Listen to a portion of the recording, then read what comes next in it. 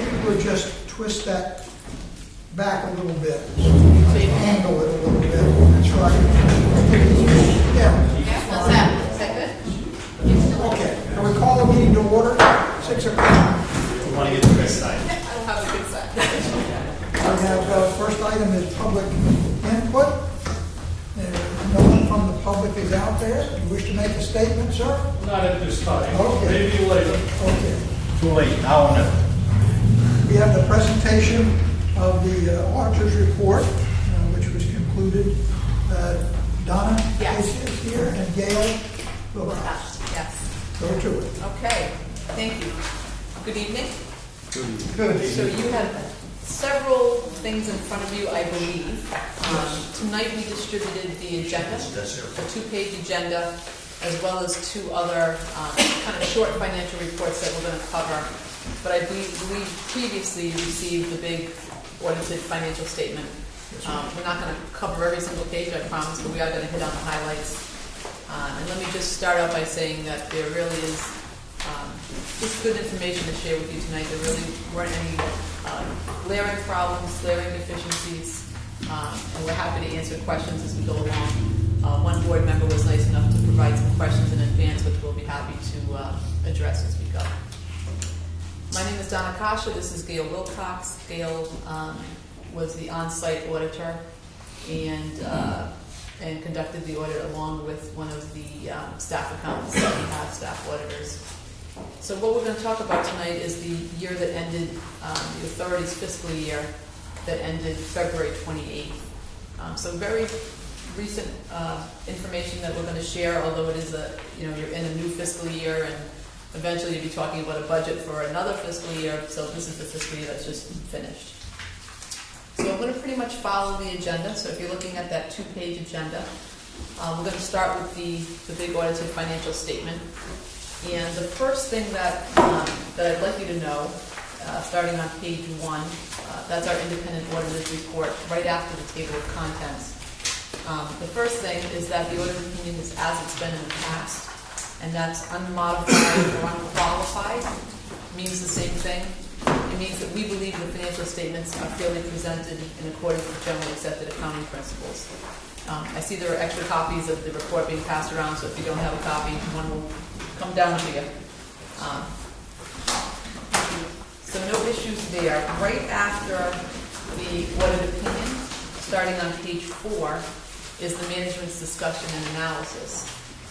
This is written by management, primarily by Mark, and really is the highlights, contains the highlights for the year, the financial highlights. So if a ratepayer asked you, what happened during the year financially, this is where I would point them first. This kind of talks in layman's terms about the authority's financial condition during this fiscal year that just ended. Mark did a good job with this, and it continues on for quite a few pages. And what's contained in here is stipulated by our accounting principles. So it's like you can't say too much, but you can't say too little. It has to be just right. That's what the MD&A addresses. The actual financial statement pages themselves begin on page 19. And that's the statements of net position. Now here, if anyone's familiar with the corporate world, this would be called the balance sheet. So this shows what the authority's assets, liabilities, and then what's left. We call that net position. And it's shown in a comparative manner. So 2014 on the left, 2013 on the right. And on the agenda, we've highlighted some of the more significant changes from year to year. The first change is that cash was up about $97,000. We'll talk about how that relates to the bottom line in a minute. Accounts receivable were up almost $400,000, $395,000. The bulk of that was due to timing, but also just a rate increase. The authority had a rate increase during FY14 of about 11%. The restricted assets, which are the assets that are held by the trustee, that increased about $650,000, and that's the biggest change there was in the revenue fund. Now the authority has determined through this strategic plan that we want that fund to grow. So that shouldn't come as a surprise to anyone that particular fund has increased during the year. And that's also coupled with the fact that the authority had a good year, cash flow positive. Property, plant, and equipment was down slightly. So what's going through there are new year additions. That was about $1 million, offset by depreciation that's taken ratably every year, and that was about $1.2 million. So the net effect there was a decrease of about $168,000. Biggest increases in property, plant, and equipment were in construction in progress. And three of the areas were the Pawtucket interconnect, the new computer hardware and software that if I know with the board, I'm sure you're actively aware of what's going on with that conversion, as well as the Bayview Metacom tank. So those were really the three big CIP additions during FY14. Accounts payable was down about $81,000. So those were bills that were owed at the end of the year, and that was primarily due to a decrease in the amount owed to Providence Water. Accrued expenses were up about $66,000. $40,000 of that relates to an increase in accrued vacation, and that relates to the fact that just with employee shortages during that last fiscal year, people had to cover less vacation time was taken. Long-term debt down about almost $2.7 million. That was just the scheduled bond and note principal debt repayments. That's all that was. Increase in net OPEB benefit obligation. So the liability went up $152,000. That's based on the actuarial valuation that's done. The good news is that $152,000 is the smallest increase that it's been in 4 years. So definitely is progress being made there. In FY11, which was the first year that the valuation took place, that change was about $500,000. So it was $500,000, $430,000 in FY12, $378,000 in FY13, and now $152,000. Again, based on the actuarial valuation, but we're definitely seeing a good trend there. Net position at the end of the year, about $55 million. If you look on page 20, we actually break down net position into three categories.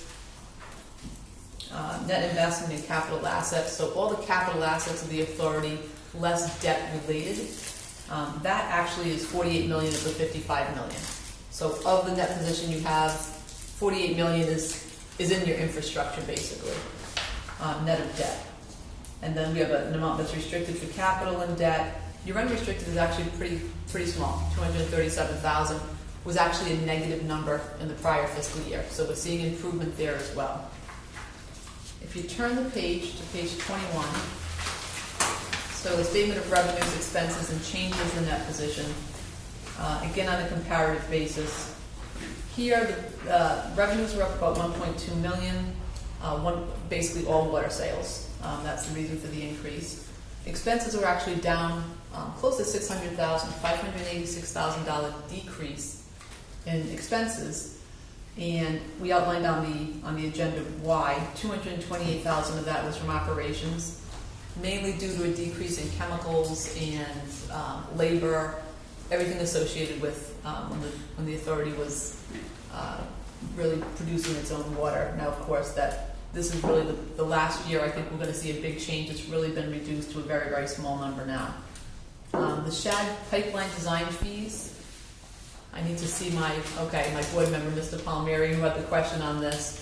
So in FY13, the decision was made with consultation with the director, with the finance director, that this asset's been on the books for a long time. They had incurred Shad design fees. I think it was 15 years old at that point. It's 1999 was the original. 1999, okay, so yeah. 15 years.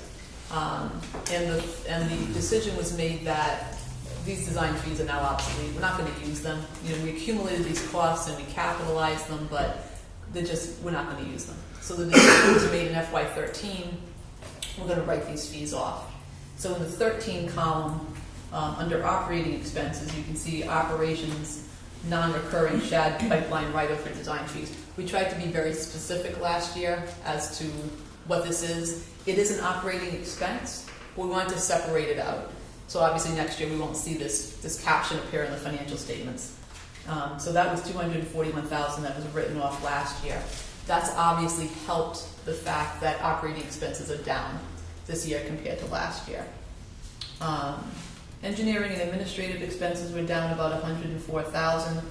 Well, we talked about the biggest piece of that, and that's the fact that the OPEB obligation, that change is down about $225,000. So that's the biggest piece there.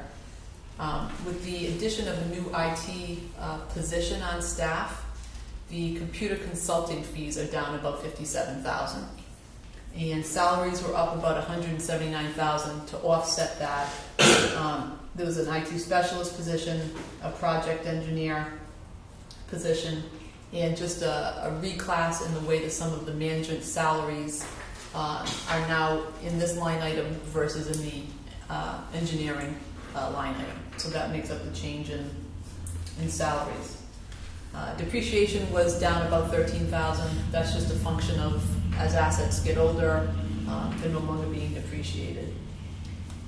With the 2012 refinancing, if you look at the interest expense line under non-operating revenues on page 21, you can see interest expense actually is down about $150,000 from year to year. If you remember last year in FY13, there was the 2012A refunding issue. And that saved on the interest rate. Interest rate had been about 5%, and now it's less than 2%. So now you're starting to kind of reap the benefits of reduced interest costs as it relates to your long-term debt. Something new in the statement for the first time, page 23 and page 24. Excuse me. Yes. One of my questions, and you may have answered it, but back on page 22, I had a question about the net cash used for investing activity. Oh, yes. Thank you.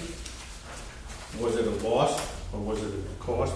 Yeah, so What is it? it's such a big number and it really sticks out on the page. Yeah. So on page 22, about just a little ways down where it says cash flows from investing activities, you see some really big positive and negative numbers there, 59 million, 58 million. So the authorities' investments are always coming due. They're always coming due and they're renewing them. And so what that represents is the 59 million, that negative number, represents securities that are purchased throughout the year as they mature. So they mature, that's part of the 58,661,000. They're reinvested, that's part of the 59 million. So Go ahead. it was a reinvestment cost? Not- Money that's reinvested into the fund? Yep, not cost, but the actual I'm dollars that sorry, are invested. Yep. It's reinvesting in the fund. Exactly. Yep. And so our accounting principles say don't net that because it would make sense just to show this is the net amount that was reinvested over the year. Our accounting principles say gross that out, and so it looks big that we have 59 million, 58 million. But yes, over the course of the year, that's how much has come due and then been reinvested. Okay, so the net cash used for investing activities, that's not a loss, that's just... That is not a loss. Okay. That's correct. That was my basic question. Yep. Thank you. That's a good question. Page 23 and 24. So for the first time, we see the trust fund that the board has talked about as part of the strategic plan. So the history is that in FY13, $25,000 was set aside into a savings account, I think it was Washington Trust, to start working toward funding this post-employment benefit obligation. In the FY14 budget, $50,000 was budgeted toward that, and I believe in 15 and maybe in years beyond that, the trend will continue. In FY15, I believe another $50,000 is budgeted. So the original $25,000 in the savings account, the $50,000 that was budgeted in FY14, those two numbers added together is the $75,000 plus a few bucks of interest that you see here on page 23. You said that there was 25,000 appropriated in 2013. It shows 0.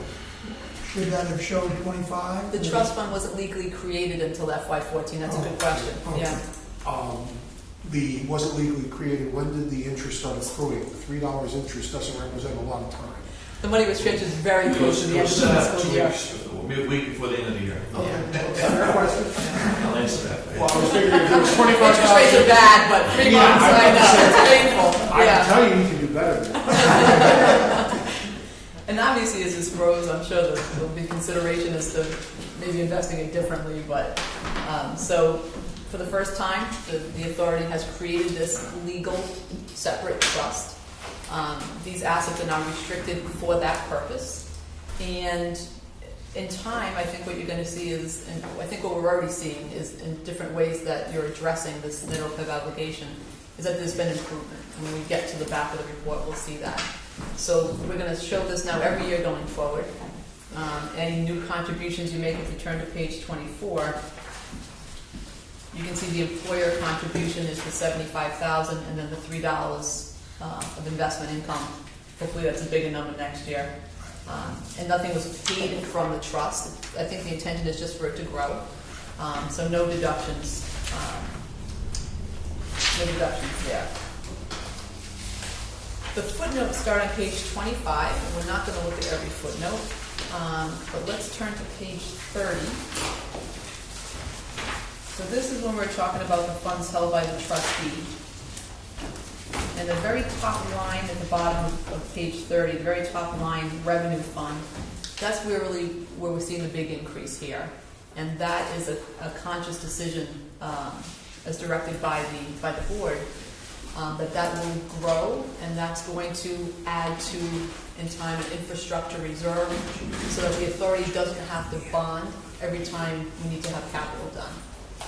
So that balance at the end of February 14 was about 2.7 million. Had been about 1.8 at the end of 13. On pages 31, 32, there's the property, plant, and equipment broken by the different asset classes. And with the CIP, a lot of the CIP is it started in 1 year, but not finished by the end of the year, so that's why you see transfers. Once it's finished, it's transferred to either treatment storage or distribution system. The long-term debt note starts on page 32 and runs for a few pages. Anything you want to know about any of the authority's outstanding debt is there, including interest rates and repayment dates, future maturities, how much is due, next fiscal year or the next one and the next one. It's all there. And the clean water notes are on pages 35 and 36. Footnote 7, the pension plan, starts at the bottom of page 36 and continues for a few pages. And so here, what I want to point out is that the authority is about close to 89% funded. I'm in the center of that page 37, where it says funded status of plan. About 89% funded. And if you flip the page on page 38, the top of the page under that 3-year trend information, the authority actually contributed 115% of its annual required contribution. And you can see how that, last year was 96%. So an increase in the amount of the percentage that was funded. I'm going to look at some statistical information in a minute. OPEB starts on page 40. So benefits that the authority offers after employees retire. You can see at the top of page 41, currently there are 26 active members, 23 retirees and spouses. And then at the top of page 42, the unfunded is about 3.6 million. That had been, I don't have it in front of me, it was over 5.5. It was a $2 million swing. Okay. So the top of page. 2013? Well, the valuation is a 2-year. So this was, if this is the 3/113, So I'm comparing to the 3/111. 3/111 was about 5.5 million. So at 3.6 million, you can see the improvement even in that 2-year time period. So good improvement there. And then in past the required supplementary information page, starting on page 44, we show 10-year information here. Okay, this is where it's listed. right under the OPEB section, about in the middle of the page 44.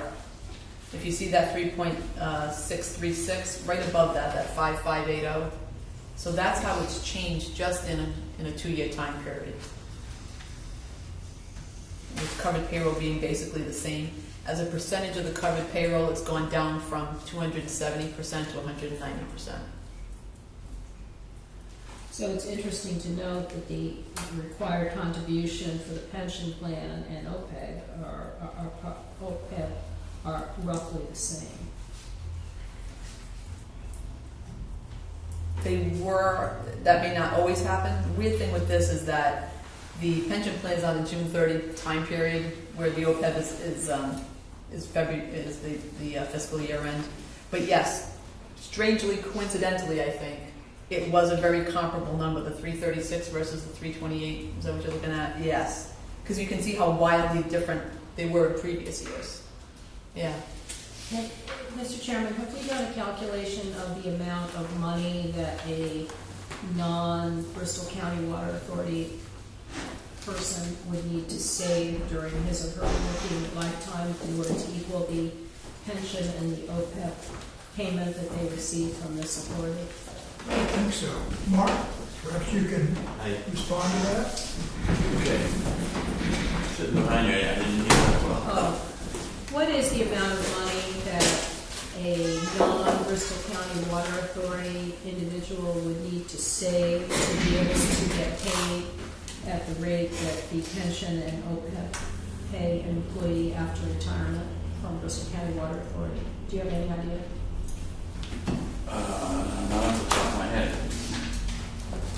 No, I think that would be an interesting The calculation. question you're looking for, for an individual working anywhere else, how much would they need as a nest egg? Exactly, what would pay they need off to the put same into an benefit? IRA or a 401k? Because frankly, these are very generous benefits, and I don't think people have a true understanding of what they're worth. I'm sure comparable. New hires for the past 3 years I understand are that. in the 457. Thank you. Okay.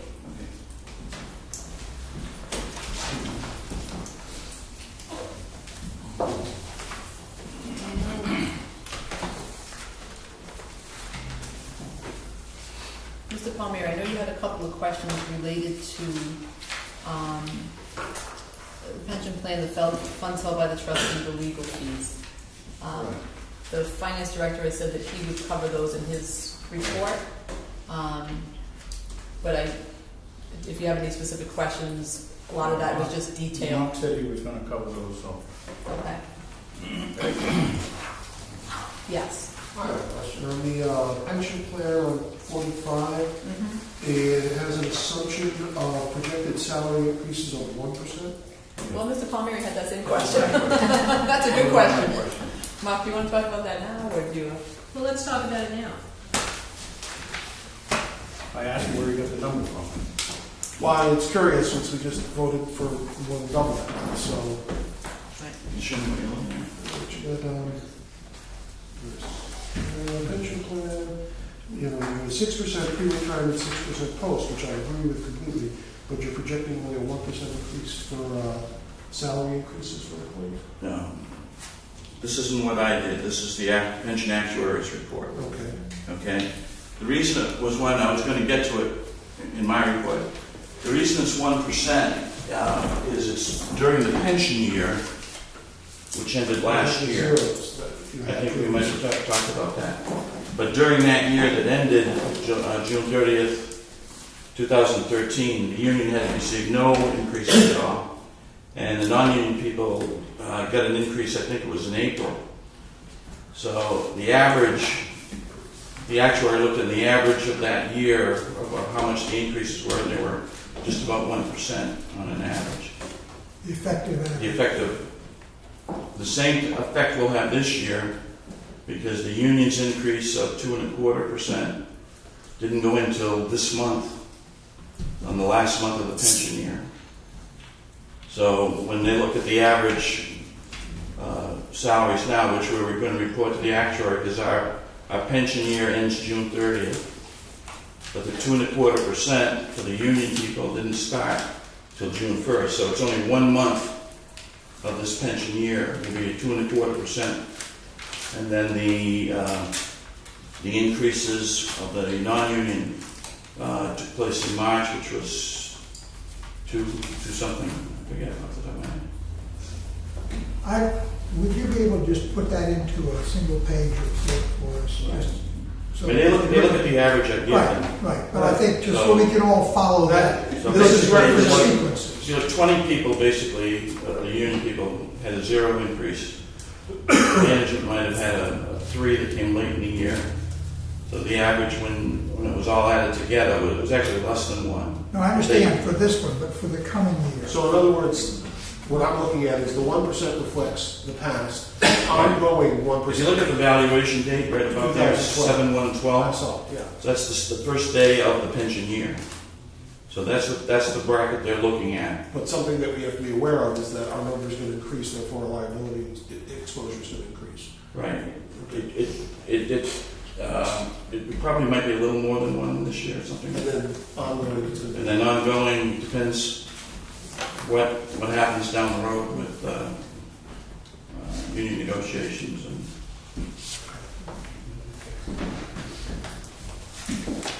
Thank you, Mark. Any other questions on the big financial statement, the audited financial statement?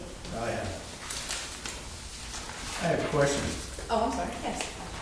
Well, I actually have a comment. Oh, well, maybe not a comment, but if I can, to try and clarify in my mind what the audit actually does, okay? In reading through your cover letter and summary, there's a lot of disclaimers in there about opinions that you don't make, okay? And you start off by saying, under the auditor's responsibility, that, you have a responsibility to make an opinion on the financial statement. Right. If I can get after going through all that jargon, am I correct in assuming that the numbers, when you do the audit, the numbers that you're looking at are numbers that are supplied by By management. management? You don't do any looking into whether those numbers are valid numbers or not, right? So what we don't do is we don't ascertain every dollar, every penny. We do not do that. That's not what the function of an audit is. Really, the job of the auditor is to accumulate enough evidence to be able to issue an opinion on the financial statements. So what we need to remember is that these are the authority's financial statements. These are management's financial statements. And what we're hired to do is to come in and take the financial statements and issue an opinion on them, that they're fairly stated in accordance with generally accepted accounting principles. Fairly stated. So what we do at the beginning of the audit is we determine a materiality level, whatever that number is. And we need to make sure that the numbers within here are materially stated in relation to that materiality level. So you're right, every penny we don't verify. One of the things you reference internal control, but you don't give an opinion on internal control. Correct. So, the thing in your statement, internal control is very important for detecting any misinformation Right. or errors. So it's a huge It's emphasis. like we Going in don't circles. audit the internal control to see if they're doing things the way they're supposed to and the numbers are right. Then Right. some of these numbers could be invalid. Right. So what we do with internal controls is we review the controls. And I've been in public practice for 25 years, and in the last, say, 8 to 10 years, there is much more of a focus on internal controls than there's ever been. So we are required now as auditors to document the controls, see how the controls flow through the authority's accounting system. There's a lot of work we do. What we don't do is we don't issue an opinion, but we absolutely do review and document controls. Because poor controls are what leads, to susceptibility of misappropriation. So we do spend a lot of time in that area. We just don't issue an opinion on controls, if that makes sense. A firm could be hired to do just that, to just do an audit of controls, but that's not what this is. This is a financial statement audit. Okay. Yeah. So that would be more like a forensic audit. A forensic audit means we think fraud has happened, so that, we need to, the terms that we use, forensic kind of equals fraud in that case. And we absolutely, as auditors, we do not believe that's the case. I don't think the board thinks I'm that. not implying that it is. Right, I'm just trying to understand the depth when you get into these audits right. and exactly what you're doing. Yep. Okay. So some of the things that we do with the audit is we confirm cash and investments. So we actually reach out to these third parties. We reach out to your lenders and have them confirm what's the balance of ABC bond, the 2012 A bond. Those are some of the things we do, independent verification. If you've been on the board, you know that we send you a love letter every year. Do you have any conflicts? That's another thing that we do. We do a lot of analytical work, comparing this year to last year, this year to the budget, this year to a few years ago. Why is this up? Why is this down? So what we tried to do with the agenda is to cover some of the big changes. Why is this up? Why is this down? That, putting the agenda together, that part of it was kind of easy because we'd already done that a few months ago with Mark. What's this? Why is that? We also look at invoices. We look at canceled checks. We just don't do it for every single transaction. Okay, We so sample. you do. We absolutely do. do. Like a spot We check. sample. Okay. We do. Were there any red flags that came up at all? There were a couple of things that we're going to talk about in the management letter, and nothing really, significant, nothing unusual. We, over the years, over 25 years that I've done this, we've audited a lot of communities in Rhode Island, a lot of cities and towns. And I'll tell you, I think the management here is very, very good, and I think the financial stability here is very good.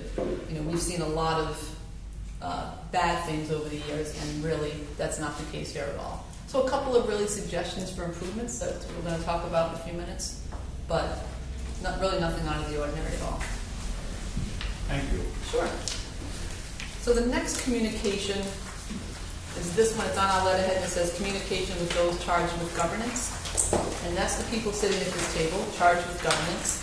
Anytime we issue audited financial statements, we're required to issue this letter and basically tell you certain required elements, and that's what this letter does. So about 2/3 of the way down the page, the authority did change, or did have a change in one of its accounting policies this year, and that was GASB statement number 65. So in the past, any bond issuance costs and any amount that was deferred on refunding. So if the authority actually realized a net savings, which you only refund because you realize a net savings. So net savings that are realized in bond issuance costs typically were amortized over the life of the bonds. So there wouldn't be a big upfront cost or benefit either from the issuance costs or from the, on a refunding issue anyway, from the savings that were realized. That has been carried through because these are comparative statements actually to 2 years ago. So no more issuance costs that are being amortized, no more savings on refundings that are being amortized. The effect of that has all been kind of washed through, and going forward we won't have issuance costs or savings on refundings that are amortized. It's not a huge change here. It's a big change in communities where there's a lot of debt. Here it wasn't a super significant change, but it is something we wanted to point out to you. At the bottom of that page, we talk about any significant accounting estimates. We list a couple of them. The big ones here obviously are the pension obligation and the OPEB. They're based on actuarial numbers, which inherently are based on estimates. And so we rely on the actuaries to provide us with that information. Any footnotes that we consider are sensitive or important to the financial statement users, we've listed in that second paragraph at the top of page 2. If we had any significant difficulties in dealing with management during the audit, we'd have to tell you that. We had none. If there are any significant misstatements, in other words, we needed to make adjusting entries after any that was significant, we'd have to tell you. There were none. If we had any disagreements with management, we would tell you, and there were none. At the end of the audit, we do request a representation letter from management. That's standard on all audits, and that we did receive that letter. It was dated May 23rd. If management wanted a second opinion about something as it related to the financial statements, they're certainly able to do that. They would just need to let us know. We would need to communicate with the other accountant, make sure they had all the facts. That did not happen. There were no other findings or issues. This part of the letter is actually new at the top of the third page. Anything that's required supplementary information, things like the management's discussion and analysis, the trend information for the pension and the OPEB. We just say that we didn't audit it. We do compare it to the other information within the financial statement or to other supporting documentation to make sure it's consistent. And restriction on use, really this is just designed for management and the board. The last report, which is also on our letterhead, is the May 23rd date. It's just addressed to the board and management. This is our couple of suggestions for improvement. There are 3 comments. The first one relates to the authority's ability to prepare its own financial statement. So if you've read through this, and I know that Mr. Palmieri has, but if you've read through this, then you know it's very detailed. And unless you're on my side of the table, unless you're looking at GASB pronouncements and AICPA updates, and you're doing that on a regular basis, you don't necessarily know that GASB 65 was effective this year, and that you had to write off on issuance costs and stop amortizing them. So management, the authority, relies on the auditors to help them with that. That's not a bad thing. That's a typical thing, because what the authority would have to do otherwise would be to hire someone that would do that. So there's definitely a cost benefit. Does it make sense to have someone on staff that just does that, or are we going to rely on the auditors to help us with that? I'll tell you, 99% of the communities in Rhode Island rely on the auditors to help them with that. And so every financial statement that we prepare has that first comment in there which says, the auditors help us out. Our peer reviewers, so once every 3 years, we get to be audited. So as much as Mark and the team here hates it, so much I hate it, because that means they come in, they ask for our files, they want to see things, where's this, where's that. And so one of the things that we had discussed with them, and this is a fairly new pronouncement, is that if they're not doing every page of their own financial statement, you need to have this comment in the report. That's what that first comment relates to. Doesn't mean they're doing anything wrong here. It just means that we help. Okay. The second comment relates to construction, the extension deposits. And so some of these deposits predate Mark's predecessor. So when someone wants to do construction in the city, in the towns, they have to give a deposit in some cases. And sometimes they go out of business, sometimes the work gets done, sometimes there's a whole bunch of different reasons why we still have some on the books that predate Mark and predate Mark's predecessor. So our comment there just says, do your best, see if we can't get these funds returned if they need to be, escheated to the state if they need to be, and Mark's going to be actually reaching out to legal counsel to see what's the correct way to do this. Again, it's just more of a housekeeping thing. This came up when we were converting to the new computer system. I think Mark said we opened a can of worms in some respects because, we don't want to take these over to the new computer system. We want to resolve them. We'd like to just return them if we can. Can we just add them back to the authority's cash? That's what the legal opinion is going to tell What us. kind of number is that total? Do we have it separately on the balance sheet? Construction deposits? I think it's about $100,000. About 100,000. Yeah. Yeah. And actually, a lot of legwork was done during FY14. It was a higher number. And so a lot of it's been we cleaned give it up. back some, it'll resolve some of it. Yes. There's still about 100,000. Correct. That sound right, Mark? About 100,000? Right, the ones that are in question that we were looking at, in fact, 15, 20, one of them was 22 years old. For construction. Okay, and it's where, I'll give you an example of one. One was a town gave a deposit to us to do some work for $10,000.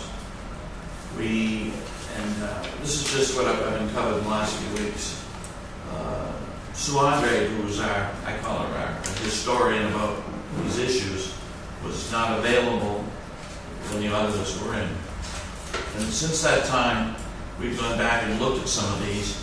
But I think the majority of it is not the fact that they're still in the books that they wrote, is back 15, 20, 25 years ago, when they gave, say, the $10,000 to the authority, we may have spent $9,500 or $9,800 on the work. But the accounting transaction to reverse that never happened. So the 10,000 stayed on the books, and the amount we spent was probably expensed at that time. It was But expensive. the correct thing would have been to offset the 10, Right. maybe owe them $200, and that money would have gone into the contribution. So, but to resolve that, when you don't have a company to give it to or a community to give it to, it would end up going to our Right. cash. There are, many of them have many attempts listed that they tried to contact. Some are people that went bankrupt 20 years ago, companies. And then there's some that people owed us money that was no, they never went after to get another $200 or something. So some of it's offsetting. The largest in the bunch was $10,000. Most of them are in the $1,200, $500 range.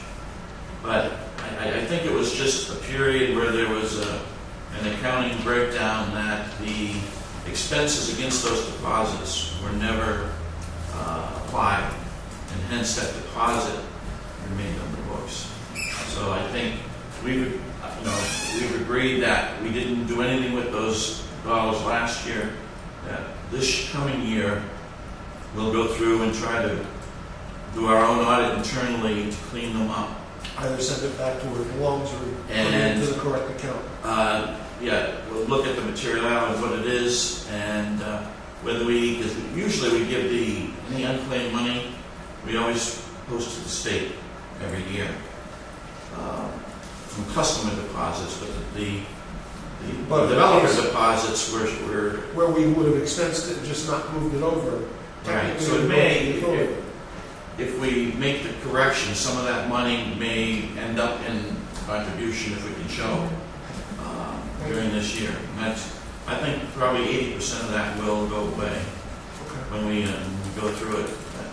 It's a long time ago, and it's hard. We had to blow off the dust off the boxes downstairs to find it. And it was even, I mean, a lot of it was before my predecessor, who was here 18 years. So, Thank you. The last comment relates to the change in the software and the hardware that's going on. And it was more of a reminder comment that as those processes continue to change, that we update the accounting policies and procedures manual to reflect the new reality. So if this is how we're going to do it going forward, let's just get that in writing, document that. So just, one comment is talking about the audited financial statements and two kind of instructional comments. And that's what we have. Thank you. Any other questions? Just, I asked this question before of other people. Currently, we're running a 6% assumption on our pension fund. Is that what you've seen in other communities? Does that make us stronger, weaker? How do you feel? That's tough. It's different everywhere. Yeah. And obviously, just like the salary increase, that number is going to have an impact on what you're paying, what your future obligation is. So I don't think 6% is unreasonable. It's less than the 7.5 the state's declaring. That's true, right? So, I'm just want to make sure we're on solid ground with the 6%. Yeah, and I think at least annually the actuary comes out and speaks to the. He does, and He I does. asked. Okay. I'm And asking you, asked. second opinion, Yeah. as you were saying. That person obviously is the expert, but Okay. yeah. And you did give an opinion, thank you. But not on the internal controls. Any other questions, anyone? Thank you very much. Thank you very much. Good seeing everyone. Thank you. Basically, we've covered item D in the process. We have questions asked. Any other comments the director wish to make? Moving right along to the minutes. Excuse me, I'm sorry. I did have a question. Yes. Matter of fact, I don't know if Mark's going to address it. Well, he'll have his financial report. We can Okay, I'll ask it then. Okay. I entertain a motion for the minutes of 5/29, the board meeting. Move to approve. Second. Any additions or corrections? Those in favor, please say aye. Aye. Those opposed, nay. It's unanimous. The minutes of the annual meeting, entertain a motion to approve. So moved. Second. You get somebody? The first. It's okay, whatever. Any discussion? Those in favor, please say aye. Those opposed, nay. Again, it's unanimous.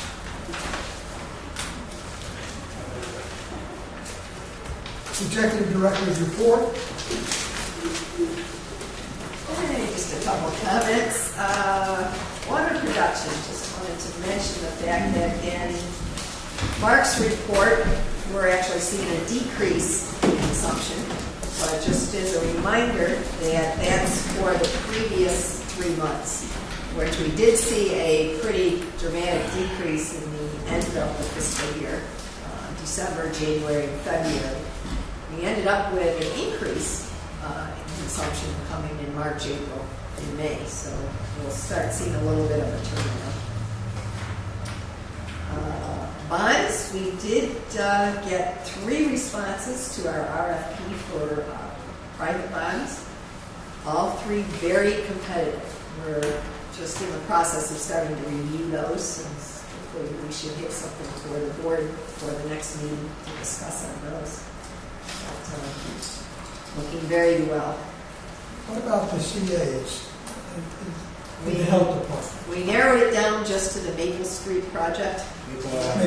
Maple. And I'm still being assured we'll have the CA in July.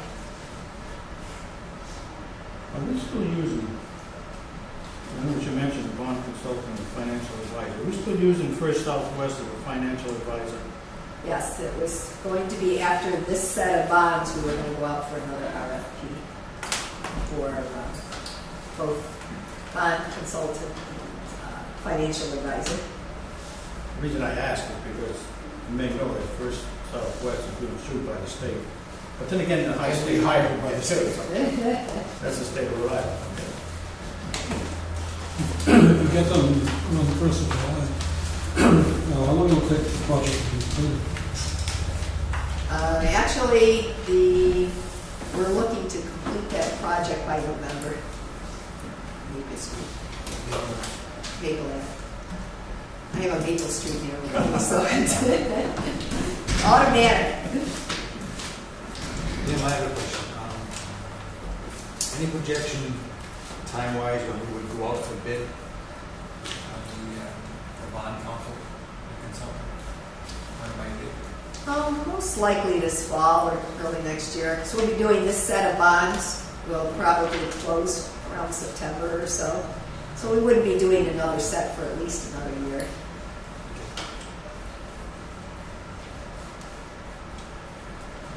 Just to let the board know, we participated in an EPA exercise. It was predominantly oriented towards obtaining laboratories that could analyze the type of chemical that we had as a contaminant.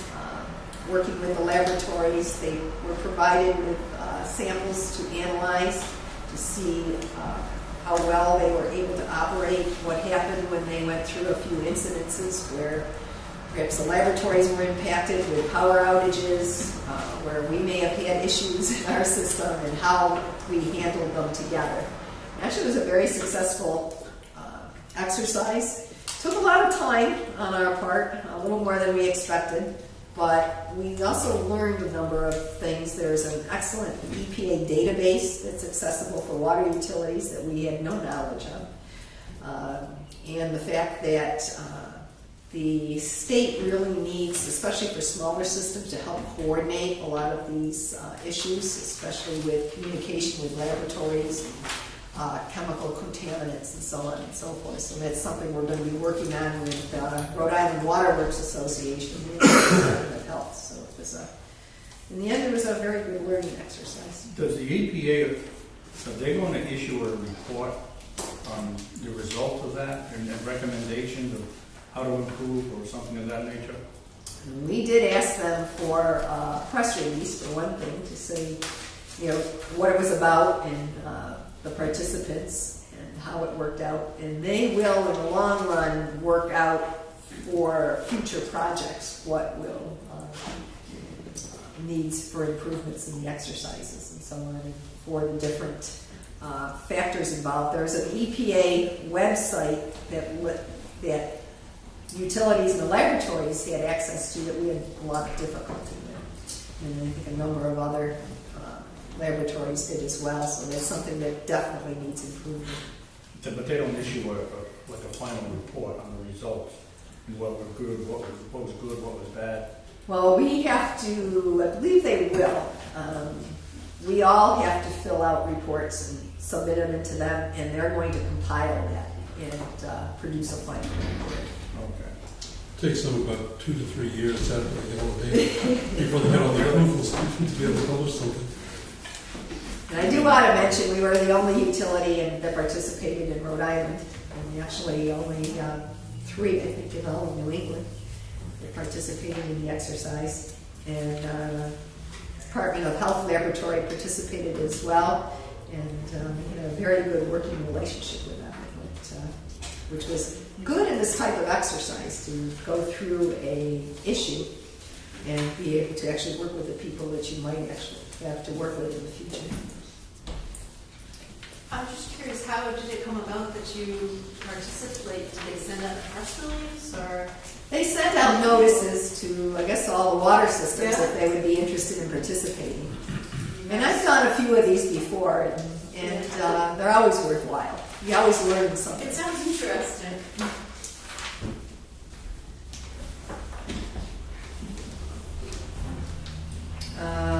And as I mentioned in my report, the General Assembly did vote to approve the reinstatement of the treasurer and secretary positions for the board. So next month, we should then have those elections? Or do we, Joe, do we need something special? Yeah.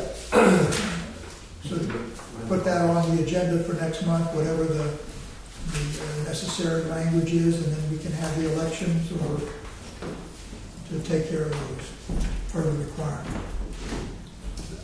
Those have been voted on? Since how they were eliminated?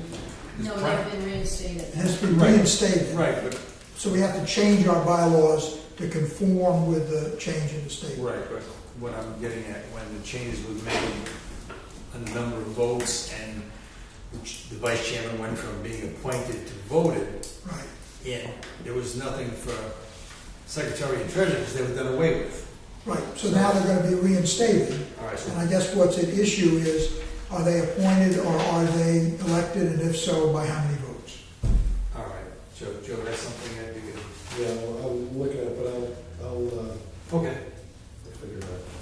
We'll have that for the end of July. We should also discuss the possibility of having the current officers double up on the same positions. That was suggested by our town council and should be discussed. Yeah, sure.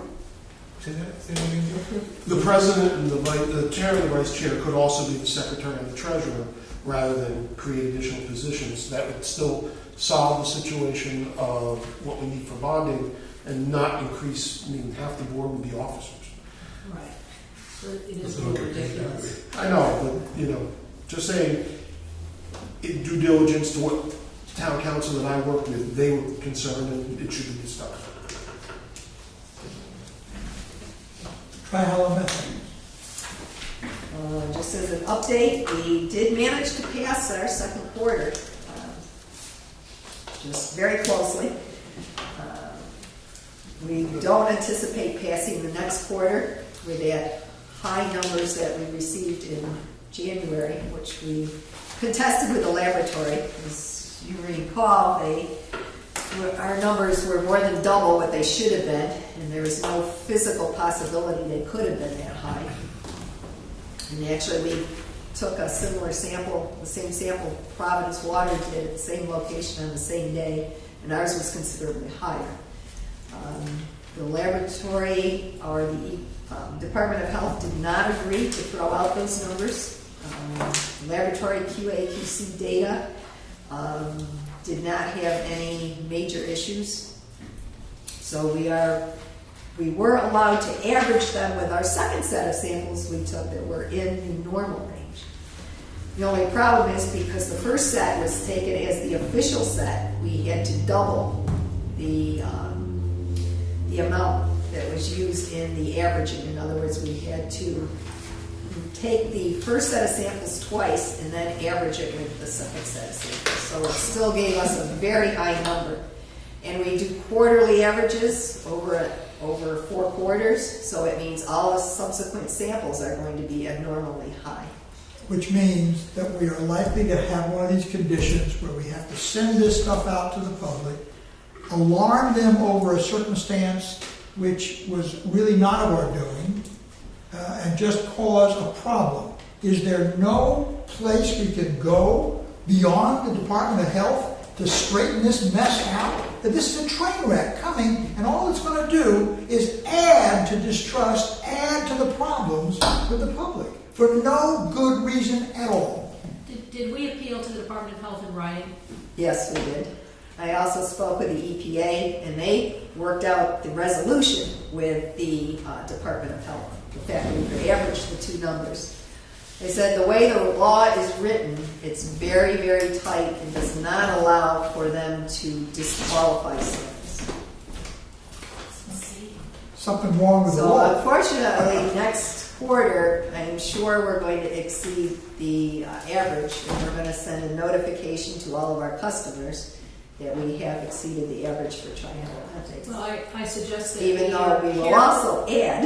I think we should carefully craft what that notice says.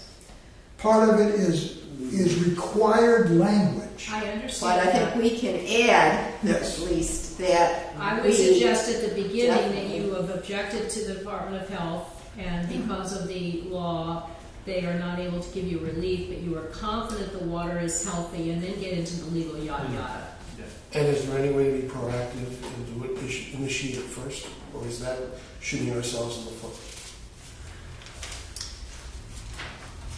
That's a question. Yeah, that's a thought. I'm saying Whether we that put out a whoever- notice in who- advance, we whoever gets- anticipate. due to a dispute with the agency qualifying the water, we are expecting that this is going to happen, as Alan said, for no reason whatsoever, other than a dispute with how one agency was doing it. And the law. And the law, and how the law is written, you know, if we get the word out before it's official in legalese, would that benefit us? That's the question. That's the question. I would think it wouldn't hurt, Just or suggest. at least, because we know it's going to happen. If we know it's going to happen, then we want it to come from us and not somebody else, What about taking... And then we can word it as we choose. because it's not legal at that point. Right. What about taking action to submit a bill to straighten this law out? I mean, in a fair way. Well, the assembly just ended. So No, I understand, but I mean, that we are taking that It's a action. federal law, though. This is federal. So that, don't we have senators and legislators and whatever, who are all up for election? But the problem is that there's nothing wrong with the law the way it's written, if the data is correct. The problem is we've got incorrect data. Right. or disputed it at the very least. Right, so, I mean, they pass laws every day, every minute. Why can't we go to the federal government and say, straighten this law out? Because I agree with Paul, the problem is not the law, the problem is the faulty testing. Okay, but, so you I think even we need should to bring add the I law. would bring a complaint against the laboratory, an official complaint. I think that could be more effective. It's But we that, don't want to spin our and we can wheels. do that in conjunction with the release. The problem is, we don't have any evidence that they had faulty numbers. We requested all of their quality control data, and we went all through it. We did not find anything. We actually asked another laboratory to review it as well that would disqualify. We did get one sample disqualified out of 7. So they came up with the same numbers, the other lab? No, they reviewed their quality control information. They're required to spike samples, to run standard samples, and so on with their instrumentation. All of that came out within the ranges, which are plus or minus 30%, which is considerable. But most of their samples came out within that range. So we're feeling that there was another error somewhere in the calculation or the dilution factors that they used, because our numbers were exactly double. and almost 230% where all the other utilities that use this same laboratory, all their numbers were at least 30% higher than their normal. So we know that, and all of the the utilities that use different laboratories, and there's all Providence Water customers, their numbers were all within the normal range or lower. Why don't we ask you, Pam, to come Yes. back to us next month with a suggested approach to solving this problem? Because it sounds as if it was clearly an error. And I think that we need to be proactive from a PR standpoint. Yes, I agree. yes. So instead of debating it tonight, why don't you come back to us with what you're proposing? When will the next set of samples be? We come in around August, I believe. So we This got a will be the little next time. set. So we'll have one more meeting before the next sample. We'll have a meeting in July. Right, and then, So you can prepare something stating that in anticipation of the testing, what you expect the Well, results to be. Let's let her present, as Gina says. Pam can give us some options. Yes, Ann? Are you mandated to stay with that lab? no, we definitely changed laboratories. So these samples that are coming up are going to be tested by a different laboratory? Right. But even if they are within the No, I range, understand. you're adding No, a I understand higher that, number. but, yeah.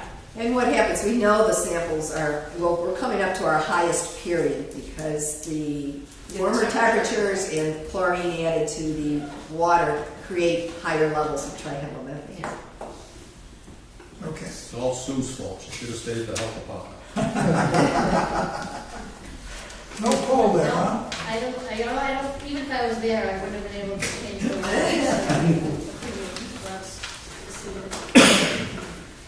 Okay. Okay, not much more to add. We have a couple of the projects later in the agenda. All right, we'll pick those up later then. All right. Well, you have the Any other questions?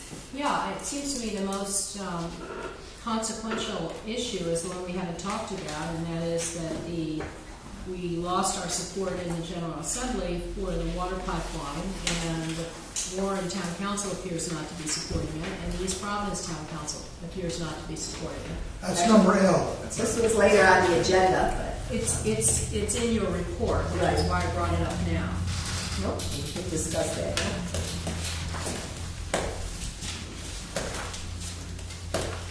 Actually, the Barrington Town Council is going to have that on their agenda next Monday night.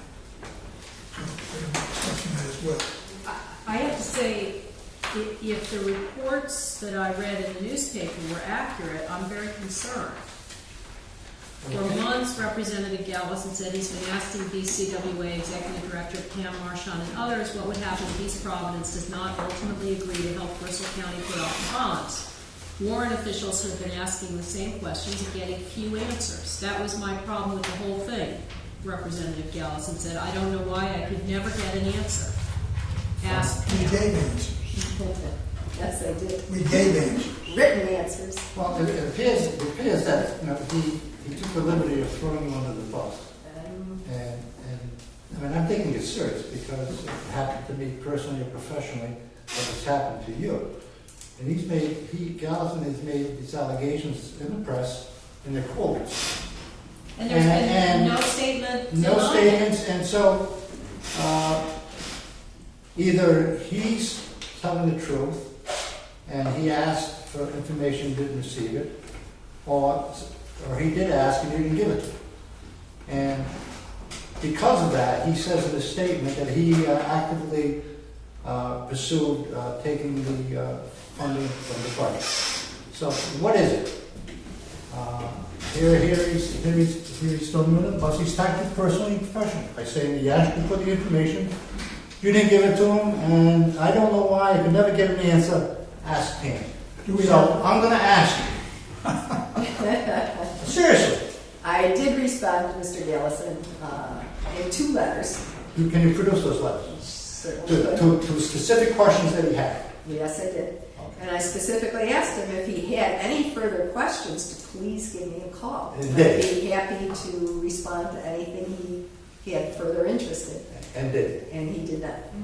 And see, from my standpoint, if these objections are the ones that truly exist, there is a very simple solution, and that is that the approval could have provided that it was only in effect if all the towns agreed to pay the amount of money that it turned out to cost, as opposed to buying a pig in a poke, which seemed to be part of the issue. I think what the real issue was, Providence Water came out against the Loss of revenue. the loss of revenue. They did not want to see this go forward. They have a very strong lobby. And then with the other parties that were part of this bond, got very concerned that would affect their ability to pass their portion of the bond. What other parties are you talking about? The DEM in particular. We had a number of projects in there. And Just the and this was $75 all part of the $75 million bond. See, from my standpoint, the Bristol County Water Authority, based upon what's been in the local press, looks like idiots, number one. And number two, if there's all of that maneuvering going on behind the scenes between the Providence Water Authority and DEM, we should be making statements that indicate to our ratepayers that this is a critical project from our standpoint and from their standpoint. And I don't see any of that kind of PR going on, number one. And number two, all of the quotes about who was making the arguments before the town council were that Ken was there. Did you go to the town council in East Providence? Did you meet with any of the people in East Providence who were distressed about this? Did you meet with the Warren town councilmen who were opposed to this? Yes. Yes, you did. I did not meet with anyone in East Providence. I did meet informally with their town manager and with their DPW director, who was in charge of the water system. Did have a number of discussions with them. I did not meet with any council members. I didn't feel it was my place to get myself involved in the political process in East Providence. I did meet with the town of Warren. We had numerous correspondence on a number of questions that were asked and responses that were sent. The board's been party to all of that information. I did appear with Ken Burke at the Warren Town Council to provide any more information that they had requested. There was also the Tri-Town back in March. Yeah, and Exactly. Anybody who went to the Tri-Town meetings, these questions were answered. If they listened, they wanted to pay attention. I don't know why the Warren Town Council kept insisting they weren't getting the any pilot. answers. And we They weren't getting any answers. Well, that's another point. The bottom line is the bond issue is going to go up, but they've eliminated the $15 million for us. That's the whole thing. The bond issue is still going to go, and all we were really asking our councils to do was support the statewide bond issue, which they should be doing even if we weren't going to get the money to begin with. It appears that Ray Allison sold us down the river because it's more important politically to him to be friendly with the people who are maneuvering behind the scenes, I'm assuming. But I do not think that we have come across in the press as cohesive, strong. Well, that's why I bring it up. I don't know how you can explain it any clearer than we have explained it. It was very simple. If we're going to need a second source of water, we're going to need it. This was an opportunity for us to get some state money. Now we're not going to have that. So the argument about who was going to pay for it, we're going to end up paying for the whole thing anyway. But the state money was taken from us by our elected official who was supposed to be representing. With no criticism from this group No, at all. and- This appeared with no objection, no rebuttal, no nothing. There was no attempt to call a special meeting to say we need to get a press release out because this simply isn't true. except that it's after the fact and it's done. And you can't manipulate the General Assembly with press releases. No, but you can let your constituents know. Yeah, we can do that. They can let the But you people in can't Bristol know. Ray Allison has to run for re-election, and I would like like the voters of Bristol and Absolutely. Warren to know that he sold us down the river, and this is a critical component What I to our understand, water supply. all our other legislators were on board. That's what I understand. But here's a direct quote that Georgina read. It's in the press, and that's why I asked the question. Ken, to me, it's very simple. He made an allegation that you didn't provide him with the information. I want a response, either from you or from this board, that says that he was provided with the other elected officials all of the information he was asked for. This crap is going to stop. It's going to stop. Our last best chance of solving a redundancy problem, a redundancy of source of water for the tri-town from down the drain because of this crap I read here. I mean, I can't think of anything that is more important for this board to deal with than this particular issue. Yeah. And if you don't respond, Well, we were first working then on I'm going to that. ask you, Mr. Chairman, that we respond. We were first working on Warren. We even made a proposal to Warren regarding the pilot program, which they But there aren't any threw. quotes, but there aren't any quotes from Warren saying, ask Pam. I got a quote here that says, ask Pam. We're asking her. And what has she told us? Everything that was asked was provided. And we can listen to this and we can put up with this. Our last best chance is down the drain with this year. I actively fought against it because I asked her for information she didn't give me. Well, and there is a quote from Chris Stanley in Warren saying that concerns are still there. We're getting bouncing around. We're not getting clear answers. We don't want to own this completely. And Ray made a point to the Warren Town Council, point blank, made a comment to the Warren Town Council regarding that. You have 3 people on this board. What do you think, we're all idiots? They were He so- made a point directly to them. I couldn't understand the thinking. They were afraid that they were going to get the Bristol Town, the BCWA was going to have to foot the bill for the whole thing. He was going to have to now anyway. And I made them aware of the fact that you have 3 appointees on the board, and as far as I'm concerned, that's not going to happen. We would never vote to do that. But you can make it I don't contingent see upon we have that any not happening. alternative down the line. I don't see we have an alternative down the line. We're not going to go build a new treatment plant. It's going to cost 5 times as much. No, you're just going to wait until something happens. But I think I made it very Not me. You don't just let it cross your fingers that nothing happens. Let's control the meeting here. Sorry. Joe has a question that I just wanted to just make a Comment on the question. I was watching it in the paper and I went to the town meetings, and my sense of what happened was not that Pam didn't give the information, that Gallison's comments may have been self-serving for whatever reason. I don't know, but what I do know is that this was business, and Providence Water didn't want to lose the business. They had more representatives and more pull than we did, and that cost us. And frankly, the Warren Town Council is very nervous and shy of doing any more regionalization projects after their issues with the Bristol and the schools. And that was reflected in what they kept saying. They didn't get the answers because they're upset that they think they're being hosed by what's going on with the schools. This is ultimately why regionalization won't work. Regionalization works fine for the people who have the biggest voice in the regionalization. Right now, for the Water Authority, that's Providence Water. And they don't want to lose the money. They didn't want it to happen, and they made sure it didn't happen. And everyone else is just players in the game. Joe, That's how- So Joel, you think it's fine that we say yes? No. Make the statements. Make the statements. I agree with the We look press like release. idiots. I agree with You're the great press. assumptions, they're great assumptions, but I'm dealing in fact over here. Direct quotes in the paper. We can respond to that. You can respond to deny it. Each of I us agree. copies of And the- I want a response. All right, wait a second.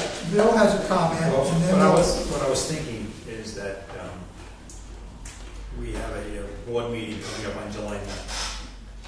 That might be the time to provide us with or beforehand, provide us with all the correspondence that you have. And then we can not only make a statement, but supply the facts through the paper, through the website. We can have somebody come in and sit down with you or interview, or have someone here from the newspaper at that meeting, lay out all the facts that we have it, stating that here's the questions that were asked.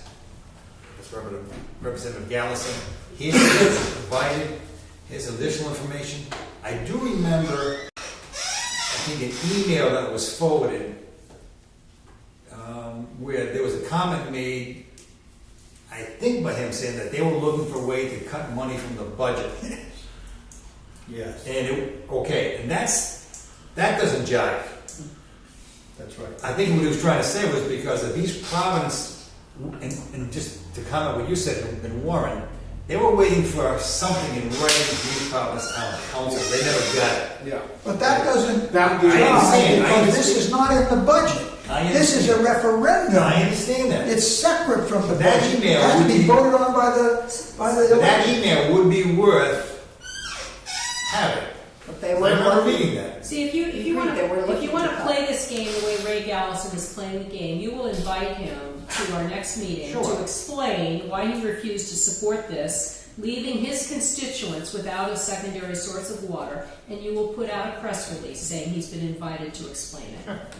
If I'm not mistaken, didn't he chair? He's the chair of the finance committee. Yeah. Chair of the finance. That's why I thought we had a foot in the door. Yeah. Well, I think he the did comment support meeting us should at have the a foot meeting. edge. There's Well- going to be a time Why? coming down the road by Ken Burke where it's going to be mandatory. And this is how you frame it.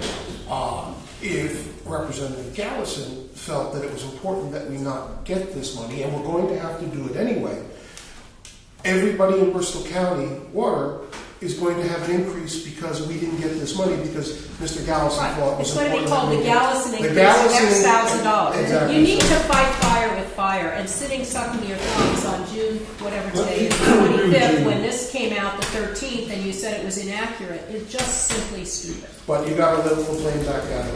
I agree with James. I think we should invite him to the next meeting. You know how crazy this is, though, especially for Bristol County, is that the Providence pipeline, there was one legislator from Bristol, Richard Allegri, who held up the entire state budget Right. just to get the money for the pipeline for us. And he got it. And this way, we're getting turned down the opposite way.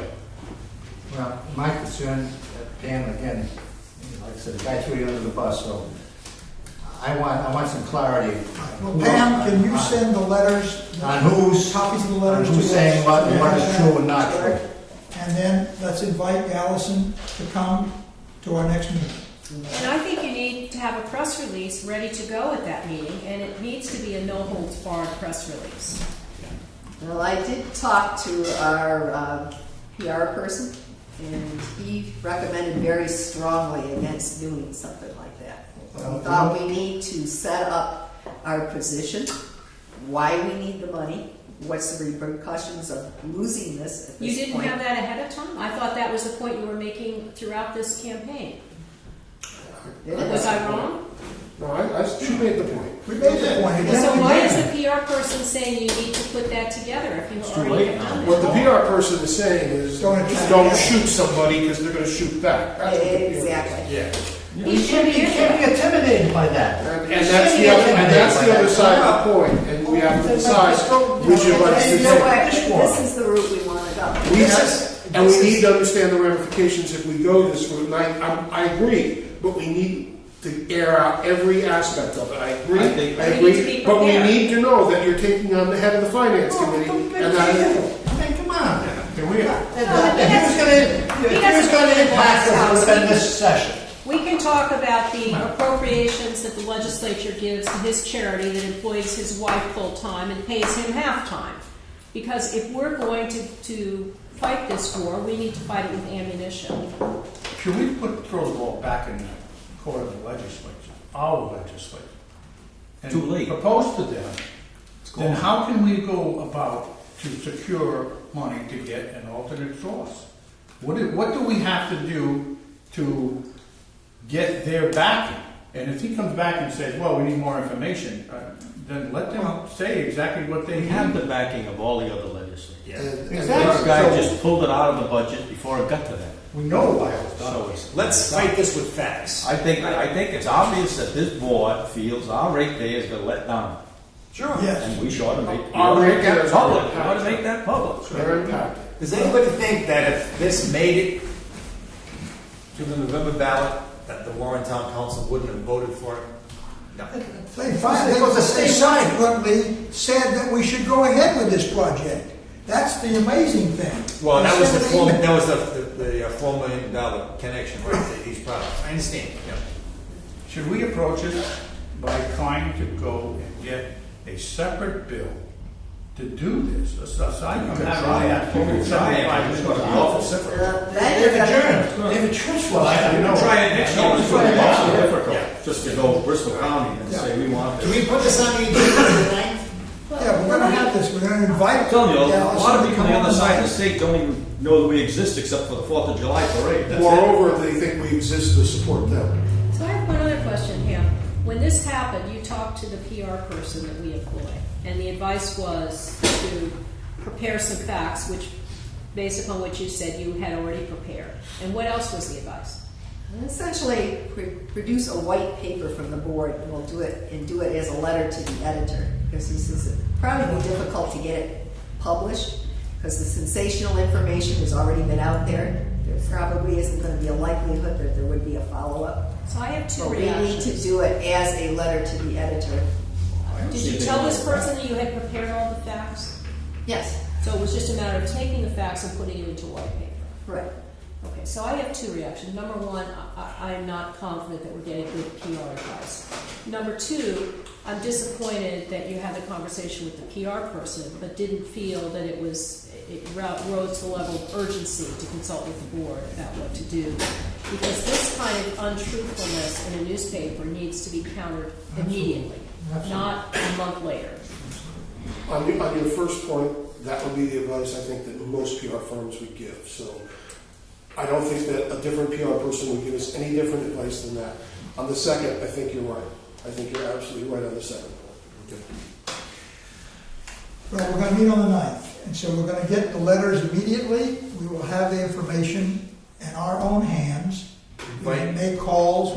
I'm gonna be meeting with the Barrington Town Council on Monday. Ann is here, and the council's listening to all this, and a lot of this is going to be stated. Mr. Chair, this is, I'm getting redundant. This is serious. Sure it is. This is very, very serious. And it's serious for you, Pam.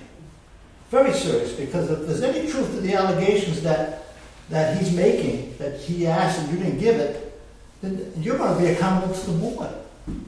So, I mean, I would take it very serious that dot the i's and cross the t's and have that information available, Well, because she said. someone is going to be held She's accountable. gonna send you copies of what she sent. They can also be held accountable at election time. Let's go Appointment forward. and reappointment time, too. Let's go forward. I think we've exhausted this point. We're gonna have it at the next meeting. The financial report, which is promised to be quick. You all done? Yes. Okay. We don't have time for financial report. Just got the audit, we don't need the financial report. You have to send, you have to send. I got my disguise in case the auditors were too cruel. Excuse me, before, back to one thing before Pam gets off the hook here. On the MIS update, there was a bullet item, number 6, where it says our customers portal is now set up.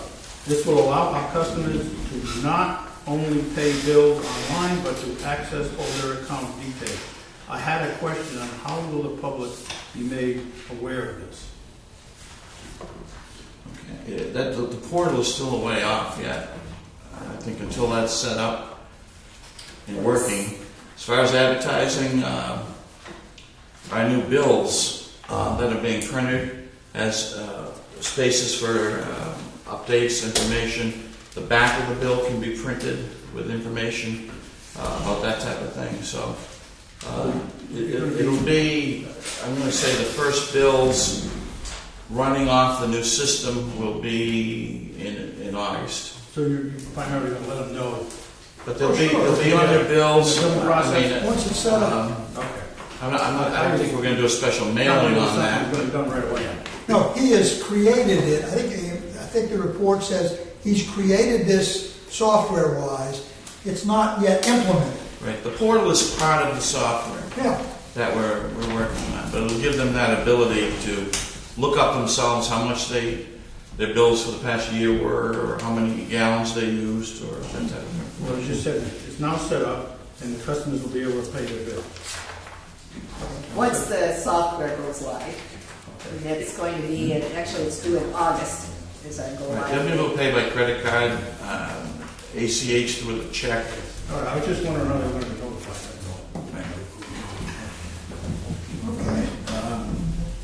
Just the first thing, I'm going to try to be quick. I gave you a lot of information tonight, and I don't want to belabor and go through it in a lot of detail.